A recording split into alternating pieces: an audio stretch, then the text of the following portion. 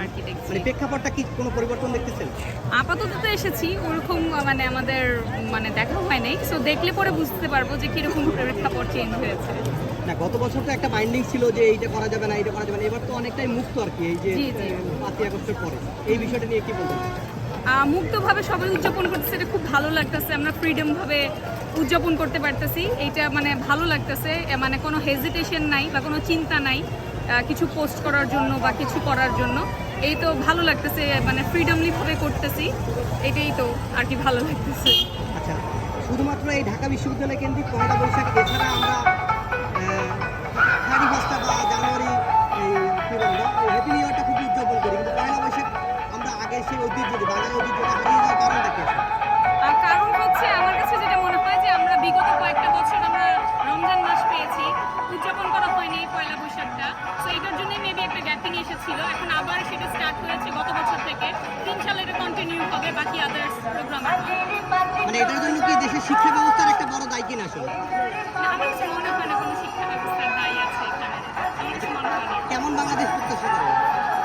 সুন্দর, সুশীল, ভদ্র একটা দেশ। আমি বাঙালি একটা জাতি আমি চাই।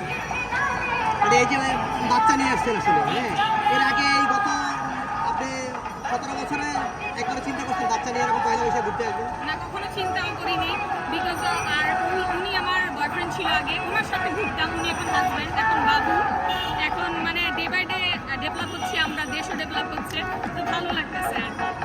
তো আগে বয়ফ্রেন্ড ছিলেন, এই কয় বছর হয়েছে বিয়ে করছেন? 8 ইয়ার্স। 8 বছর, ওটা তো অনেক দিন আসলে। হ্যাঁ হ্যাঁ, অনেক বছর। ইতিমধ্যে 7টা পয়লা বৈশাখ পার হয়ে গেছে।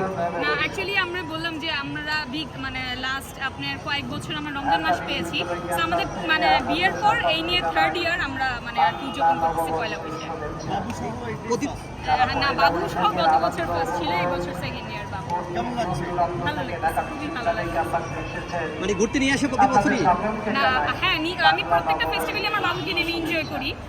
পয়লা বৈশাখটা গত বছরই বেশি ছোট ছিল, ওই 5 মাসের ছিল, এখন ওই একটু ম্যাচিউরড হয়েছে, বুঝতেছে আজকে পয়লা বৈশাখটা ফেস্টিভ্যালটা বুঝতে পারতেছে। আচ্ছা, আরেকটা বিষয় যে অনেকেই আসলে এটাকে অন্যভাবে দেখে, যেহেতু বাংলাদেশ মুসলিম কান্ট্রি, এই যে বিভিন্ন লোকে সামাজিক যোগাযোগের মধ্যে পোস্ট দেয় বা বিভিন্ন ইসলামিক সংগঠনগুলো নানান কথাবার্তা বলে আসলে, এই বিষয়টা কি বলবেন এই পয়লা বৈশাখকে কেন্দ্র করে? এটা হচ্ছে যার যার পার্সোনাল ওপিনিয়ন।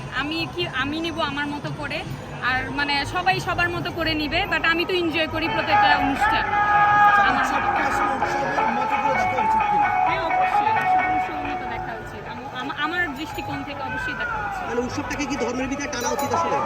এইটা হচ্ছে আমি শুরুতেই বললাম, এটা যার যার পার্সোনাল ওপিনিয়ন, আমি এখানে কিছু বলতে চাই না, কিন্তু আমি বিলিভ করি বা আমরা বিলিভ করি আমার ফ্যামিলি যে উৎসবটা সবসময় করাটা উচিত। যে কোনো উৎসবই হোক না কেন, পার্টিসিপেট করা উচিত, মানুষকে আগ্রহ করা দেখানো উচিত, আমি এটা বিলিভ করি।